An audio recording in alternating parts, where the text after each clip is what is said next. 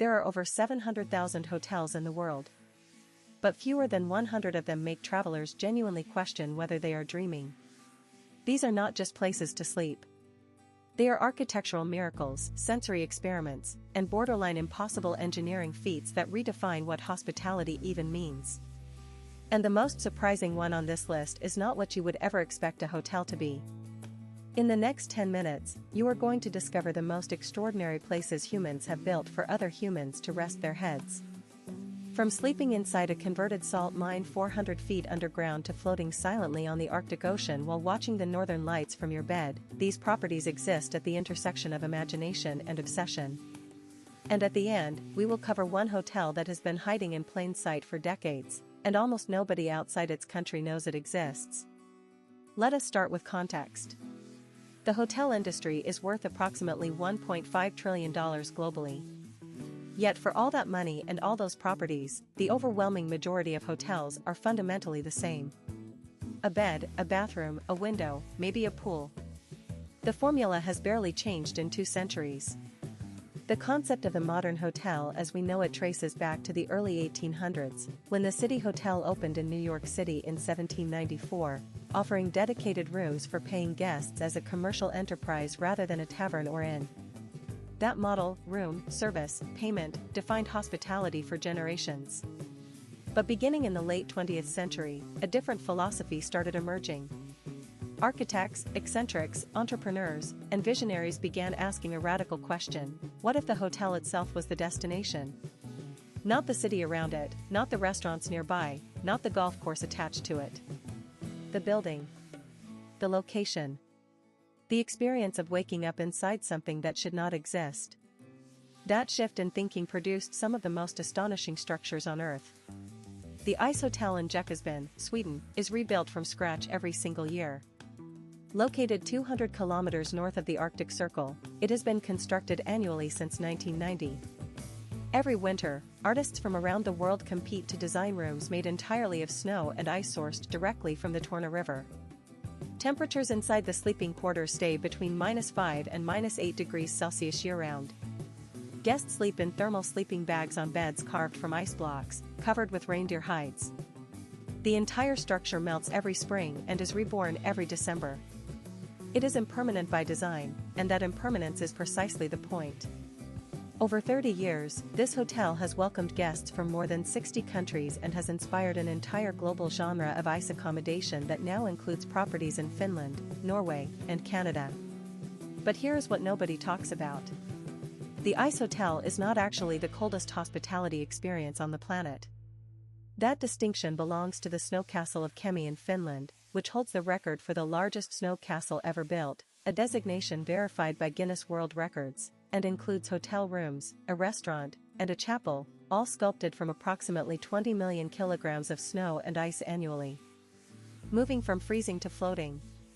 The Manta Resort off the coast of Pemba Island in Tanzania offers something almost absurdly dramatic: an underwater bedroom.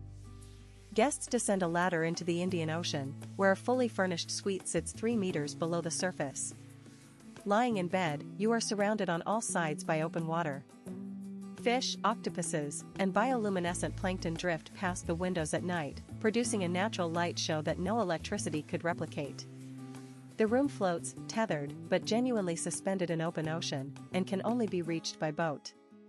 It holds just 2 guests at a time, and bookings typically extend months in advance. Now consider the polar opposite in every sense.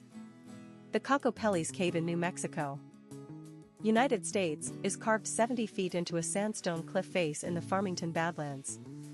Built by a geologist in the 1980s as a residential experiment, it was eventually converted into a single-unit lodging property. Guests must descend a ladder built into the rock face to enter. Inside, the cave maintains a natural temperature of around 68 degrees Fahrenheit year-round regardless of surface weather. The walls are raw sandstone. Ancient geological formations serve as the decor. There is no manufactured aesthetic here, the earth itself is the architecture. What makes these properties psychologically powerful is not just novelty. Research in environmental psychology consistently shows that unusual spatial environments alter perception of time, stress levels, and memory consolidation. Guests who sleep in structurally unusual environments consistently report stronger emotional memories of the experience compared to conventional hotel stays. The architecture is not decoration. It is altering the neurological experience of being there. The Palacio de Sal in Bolivia sits on the world's largest salt flat, the Sala de Uyuni, which covers over 10,000 square kilometers. The hotel is constructed almost entirely of salt. The walls are salt bricks. The floors are compacted salt. The furniture is carved salt. Even some of the decorative elements are sculpted from the same material that surrounds the building for hundreds of kilometers in every direction. The flat creates a mirror effect during the rainy season when a thin layer of water covers the surface, producing one of the most photographed natural phenomena on Earth. Guests wake up inside a material that most humans only encounter in tiny quantities on a dinner table, surrounded by the largest natural reflective surface on the planet. On the other end of the material spectrum, the Das Park Hotel in various European cities offers lodging inside repurposed concrete drainage pipes. Giant sewer pipes, to be precise, each measuring 2.5 meters in diameter, cleaned, insulated, and fitted with a mattress, lighting, and a small storage unit. The concept is deliberately anti-luxury. There is no lobby, no concierge, no minibar. The pipes sit in public parks. Guests lock themselves in with a code sent via text message. It is accommodation stripped to its absolute minimum, and it has attracted architecture critics, design writers, and minimalist travelers worldwide since its launch. Rhetorical question worth sitting with: why would anyone choose to sleep in a drainage pipe when they could stay in a 4-star hotel for the same price? Because the experience itself becomes the story. Because novelty at this extreme level produces something that conventional comfort simply cannot. The Tree Hotel in Herads, Sweden, takes the childhood treehouse fantasy to a level most adults cannot conceptualize without seeing photographs. 6 cabins are suspended in a forest above the ground, each designed by a different architect. One is a mirrored cube that reflects the surrounding forest so completely it becomes nearly invisible from the ground. One resembles a bird's nest large enough to house a family.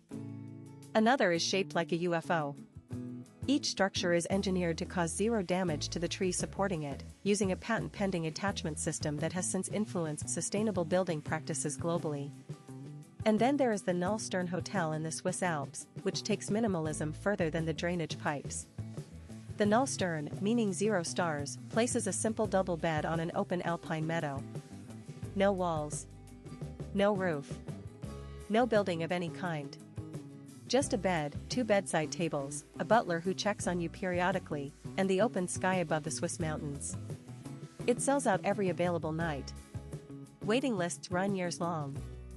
The concept, launched as an art installation, became one of the most covered hospitality stories in international media and permanently altered conversations about what a hotel is legally and philosophically required to be. What all of these properties share is a deliberate refusal to treat accommodation as a commodity. Each one was built on the belief that where you sleep changes who you are, even temporarily. That spatial experience is a form of education.